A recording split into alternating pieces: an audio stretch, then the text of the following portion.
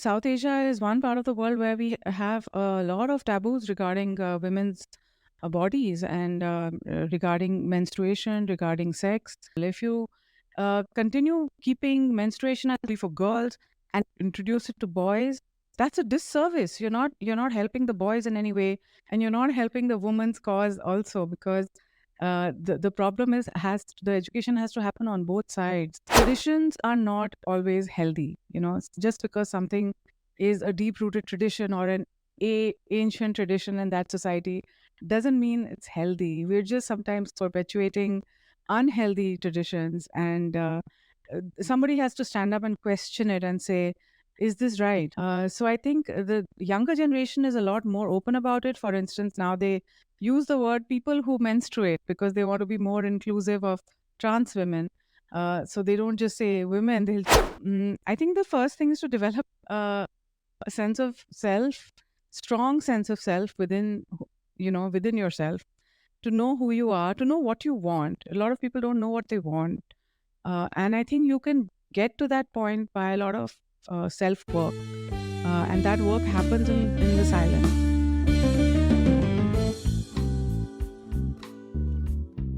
Hi, welcome to the Mohua show. My name is Mohua Chinappa and I am an author, entrepreneur, and ex-housewife. This podcast is about everything from business to technology to arts to lifestyle, but done and spoken ईमानदारी से. Hi, in today's episode, we have with us Aekta Kapoor, a dynamic founder and editor of eShe magazine, a platform dedicated to celebrating and empowering women. With a rich background in fashion journalism, she's worked with renowned publications like Harper's Bazaar, Marie Claire. Ekta's passion for gender equality and social justice led her to create eShe, where she highlights the extraordinary stories of ordinary women. So we are really on the same page, Ekta, you and me. As a peace builder, she launched the South Asia Union to foster collaboration among women leaders for regional peace. Ekta's work extends beyond journalism. She's also the subject of the Amazon Prime docudrama An Unsuitable Girl. Her journey is a testament to resilience, empowerment, and the relentless pursuit of equality. So we have Ekta today with us. So Ekta, can you just begin by telling us what inspired you to start eShe magazine? So I started eShe magazine 7 years ago. In fact, this is the seventh year anniversary of eShe this month. And at that point, I had been working in different fashion magazines, and I had not personally found anything inspiring in all the publications that I worked in.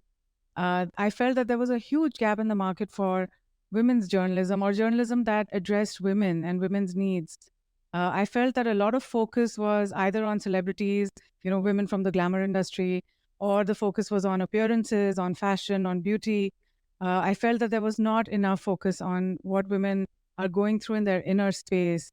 And that, for me, that was a huge gap. And I wanted to do something that would inspire me, first of all. I wanted to interview women who would inspire me. I wanted to read stories that I would love reading. So for me, that was one trigger. The other trigger was in those days, my daughters were in their adolescence, 12, 13, 14, in that age group. And I would come home with my magazine, whatever I'm working with. And they would look at it and they'd say, Mom, we'll never feature in your magazines, right? And, because they're seeing this certain image, certain kind of a woman all the time being projected. And I know what happens behind the scenes. I mean, this is not how she really looks. I'm aware of the kind of Photoshop that's going into this, the kind of lighting, the kind of special photography, the effects that are going into this.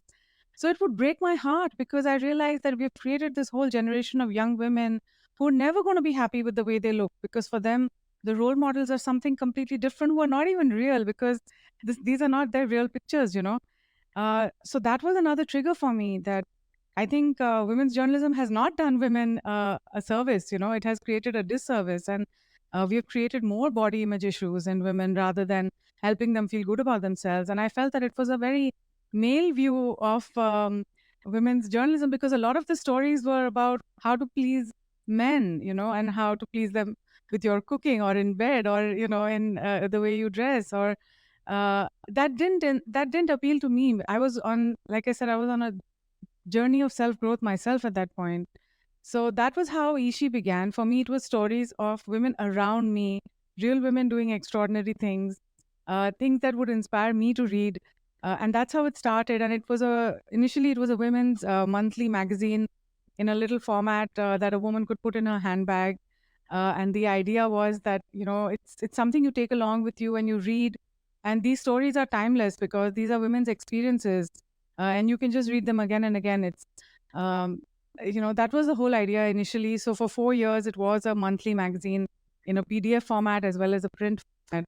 And then after 2021, it went completely online because COVID changed a lot of things in a lot of people's lives. And after that, it's been purely online. It's been a media platform on all the different social media platforms. It's really grown, Ekta. And it's you've managed to build such a strong platform. So tell me, what is it that took you, to build this entire really strong platform? Because there are a lot of people, a lot of our listeners who probably want to start something, and they're very paranoid, they're very scared of how is it that they can scale something up. So would you share with us, some of the tips that you can share in taking this forward? For me, I think the main thing about why it's lasted this long has been my own persistence. And for me, it was never a project about, it was not an entrepreneurial project as much as it was a passion project. I think it is my personal passion, my personal calling to do this, to interview these women, to feature these women. That has kept it going for so long. It's been 7 years now. And also, I think times have changed, and the younger generation is no longer interested in the old model of women's journalism, in which the focus was entirely about their appearances. So I think now they are also looking for something different. I think Ishi was in the right place at the right time. And it's just been part of that growth. And also because the focus has always been intergenerational, I've never focused on one kind of woman. When you start a product, they tell you who's your target audience. And I didn't have a target audience. For me, these were stories of women. Anybody could read it. And surprisingly, I have more than 50% male readers. So, there's no, if anybody's inspired by these stories, I'm happy. It's the idea is to create, role models from your women around you, and to help people realize that any woman in their life can be an inspiration for them. We just have to be patient and listen to her story. If I have to advise somebody, I would say don't give up, because there will be times when you want to step back, you want to take your foot off the accelerator, and you're completely entitled to take a break, but get back. Don't give it up completely. Just keep at it, and there will be a time when it'll be set to grow. It'll be poised at that right place at the right time, and it'll just take off.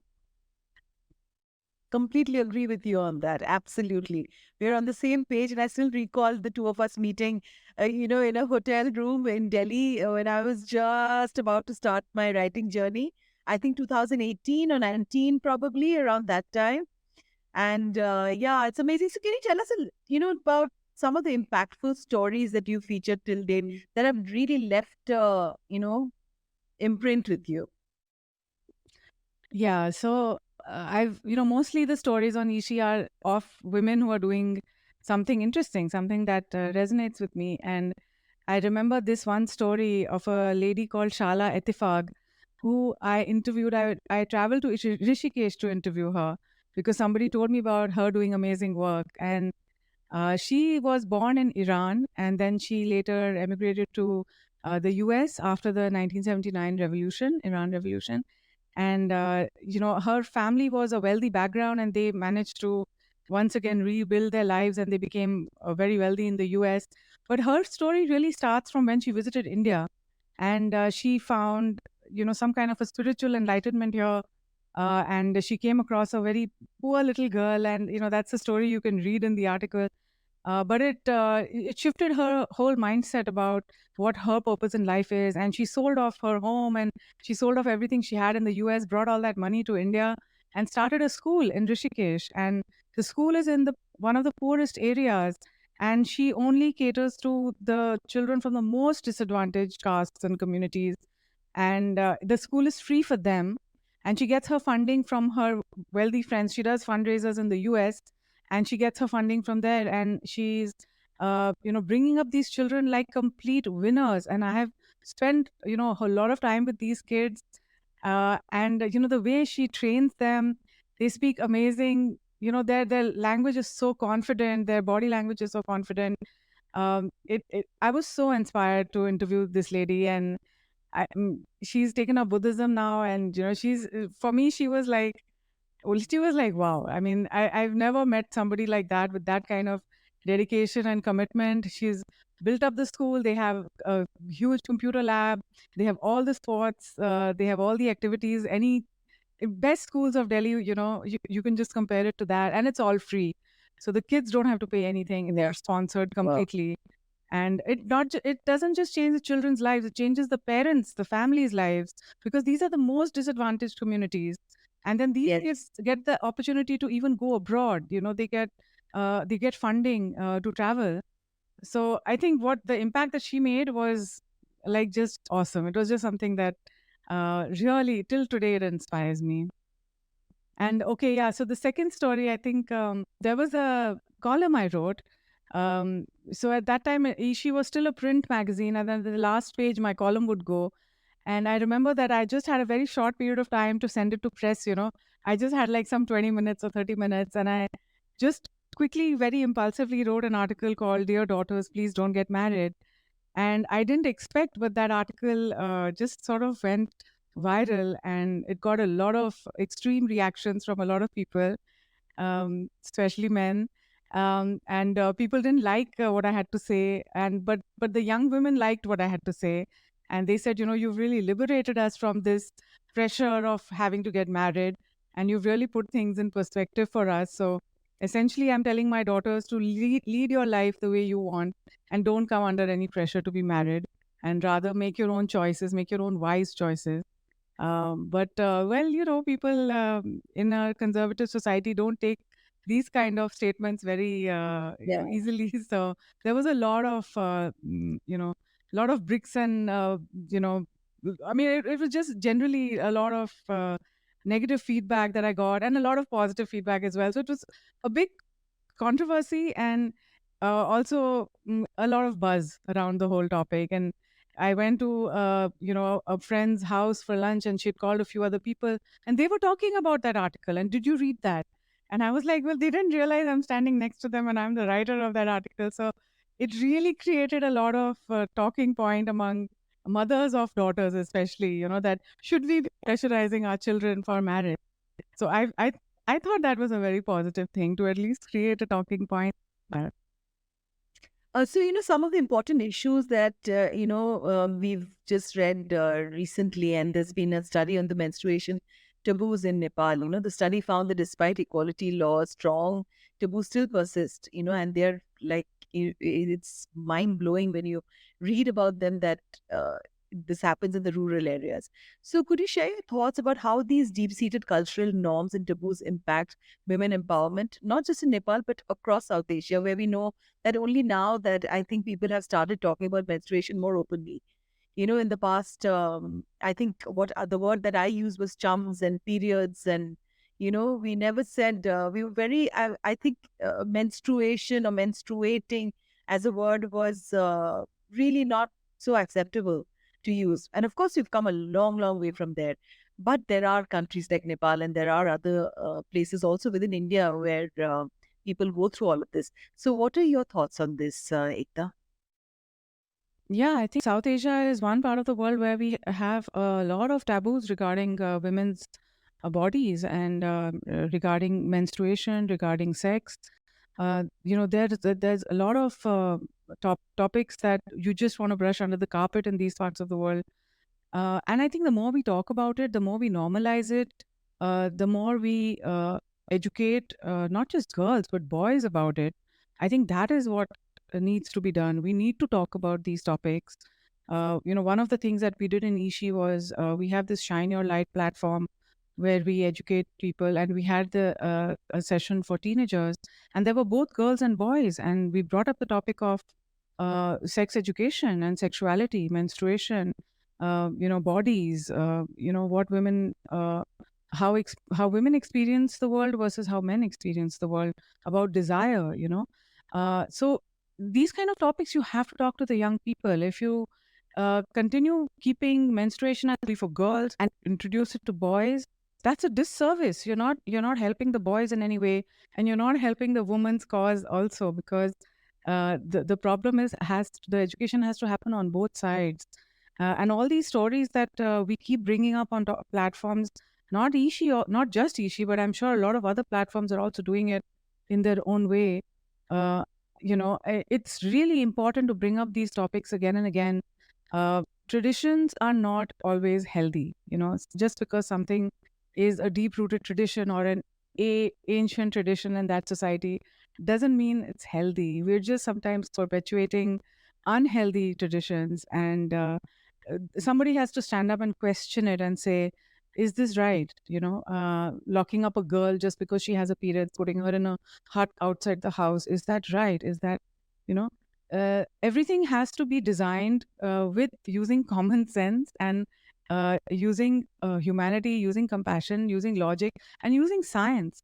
So I think the younger generation is a lot more open about it. For instance, now they use the word people who menstruate because they want to be more inclusive of trans women.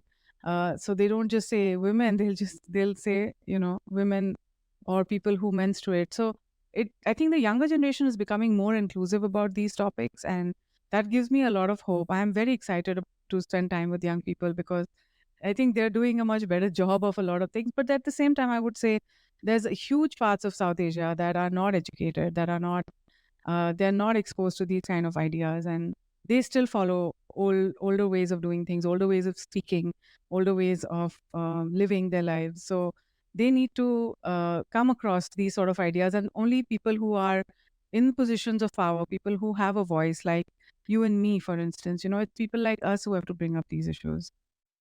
So tell me a little bit about your initiative about the South Asia Union. You started this in 2021. What made you start this?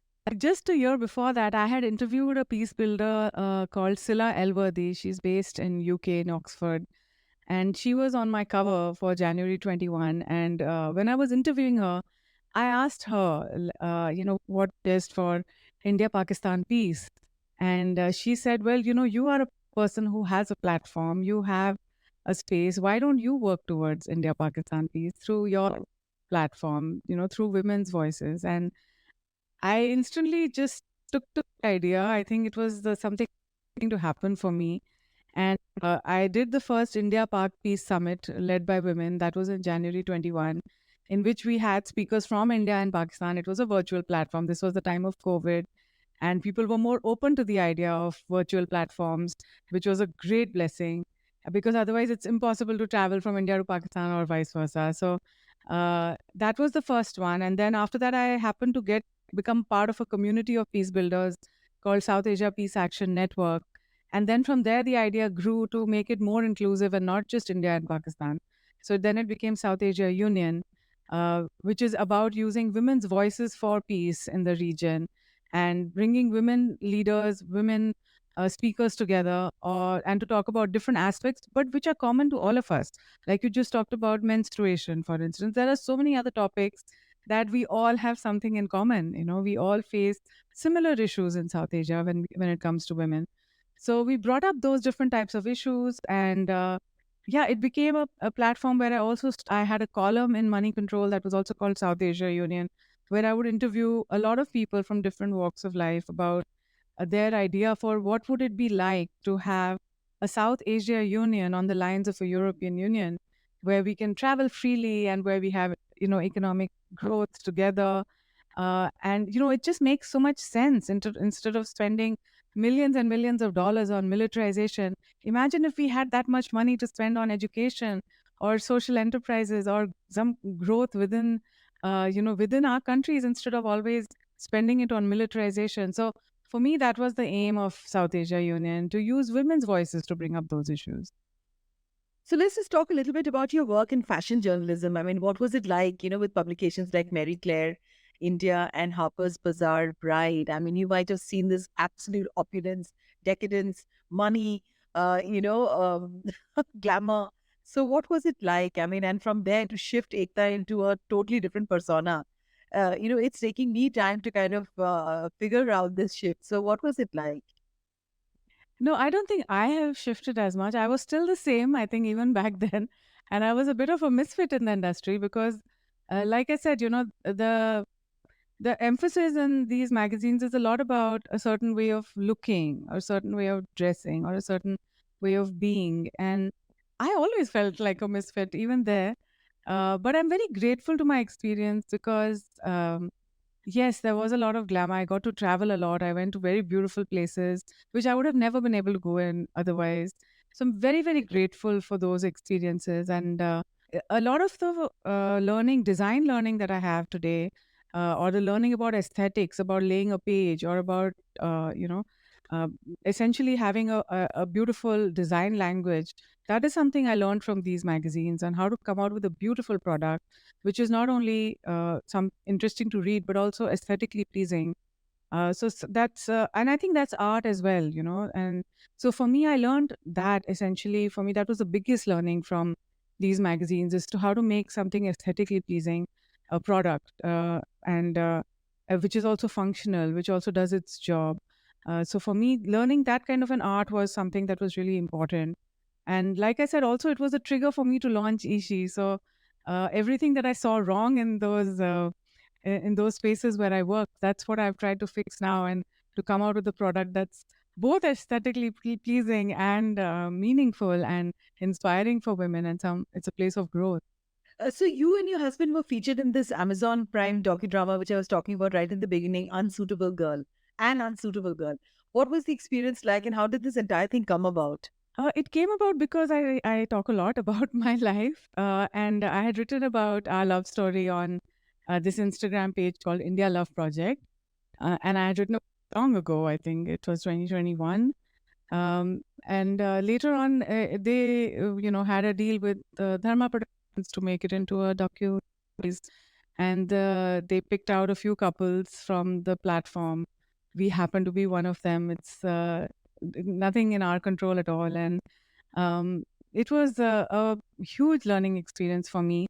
Um, the experience of the shoot itself was extremely emotional because my both my children live abroad, so they had to come down for the shoot, and we traveled to Kerala for the shoot, and we also shot in Delhi at home.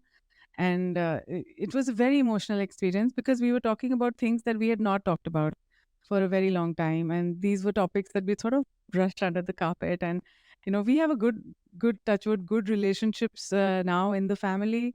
So I was kind of actually worried that is everything going to take time now? Do we have to work on these relationships again? I was actually, for 1 year, while we were waiting for the documentary to come out. I think that was a very difficult year for me. I was just constantly praying that everything should be okay.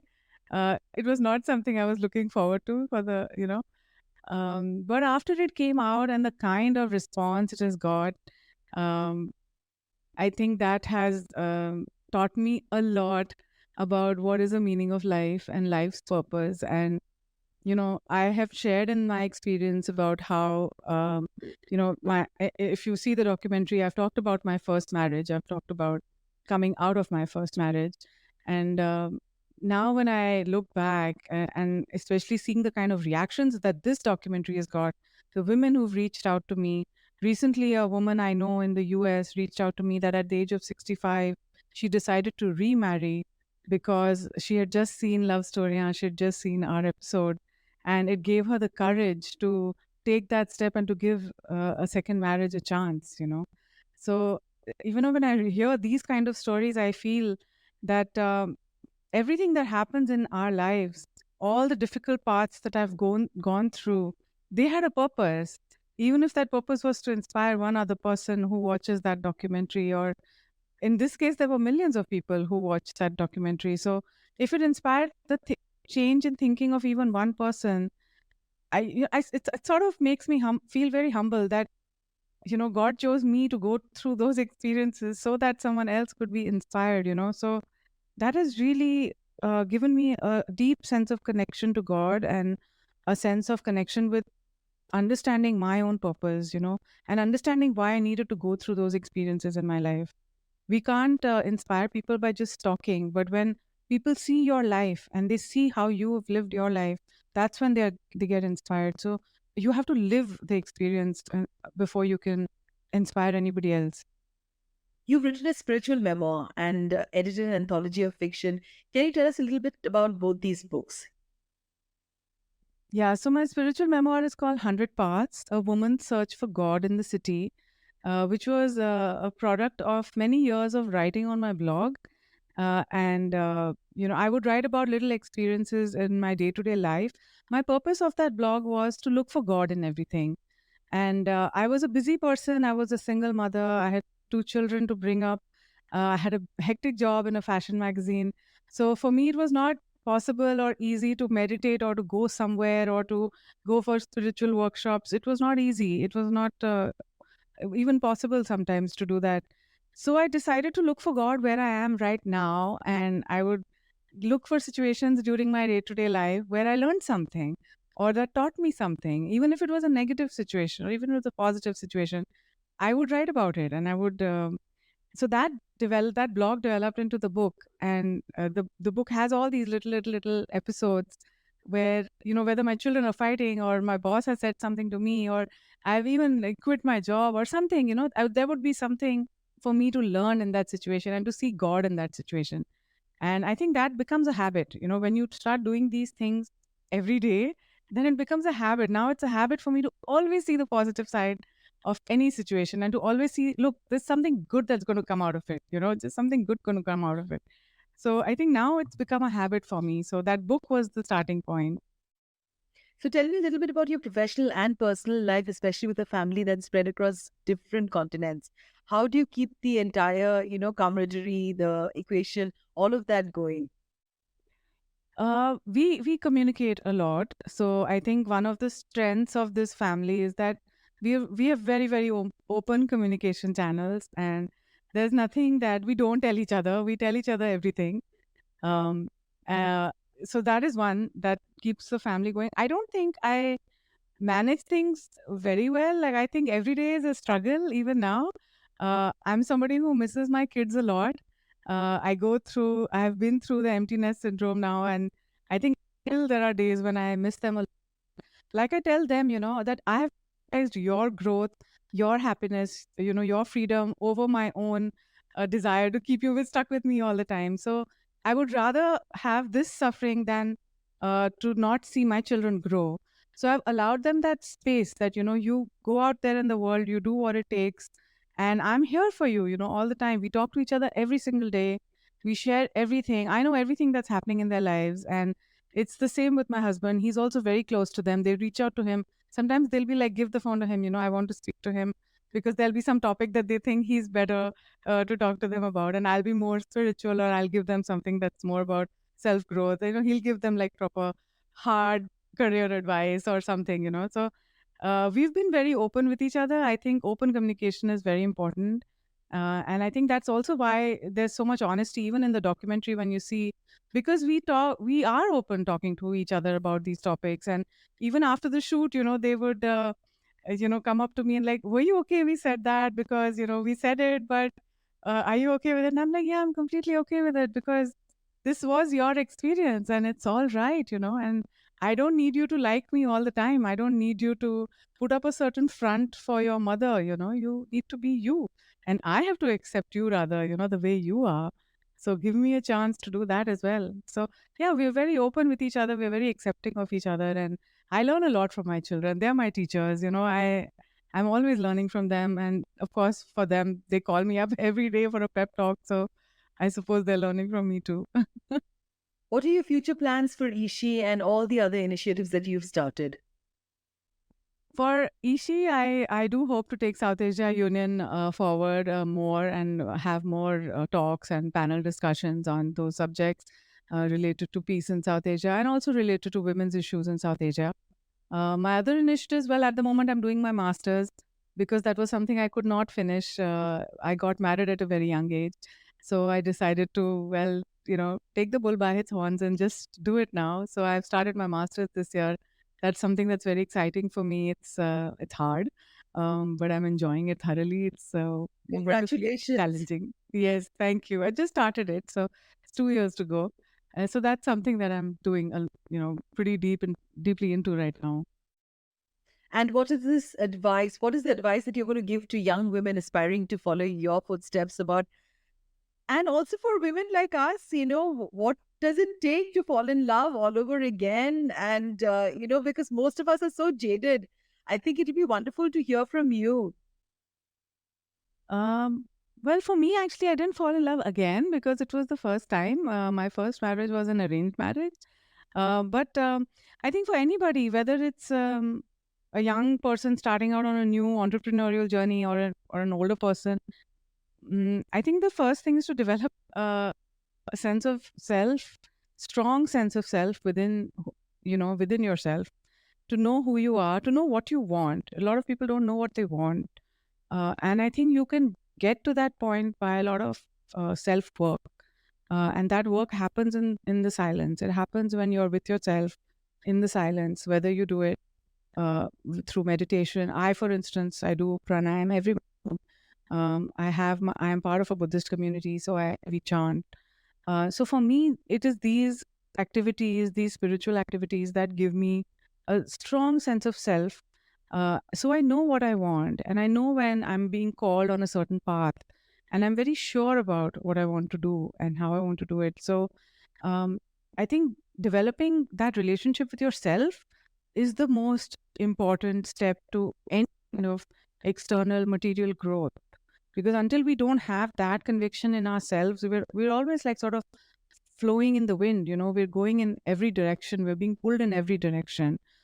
So it's spend time with yourself. I think developing your self relationship is more important than any relationship you'll have with anybody else, because people are going to come and go. Even if they are your family, even if they're your blood relations, there are going to be moments when you're going to be hurt by something they said, or they're going to be hurt by something you did. And there's a lot of emotions that go around in families, involuntarily. We don't plan to hurt somebody, but we do.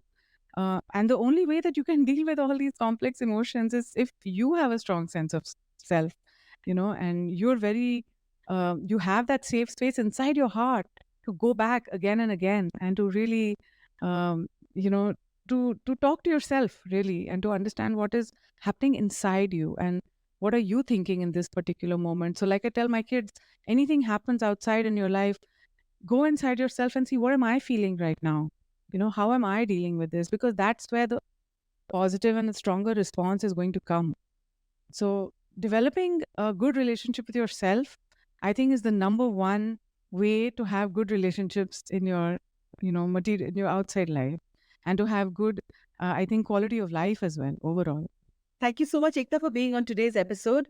It was wonderful, and I'm definitely going to take this lesson back about really delving deep down inside, which I think is a very difficult journey. But I think without that, one doesn't learn about oneself. Thank you so much, and wishing eShe all the best.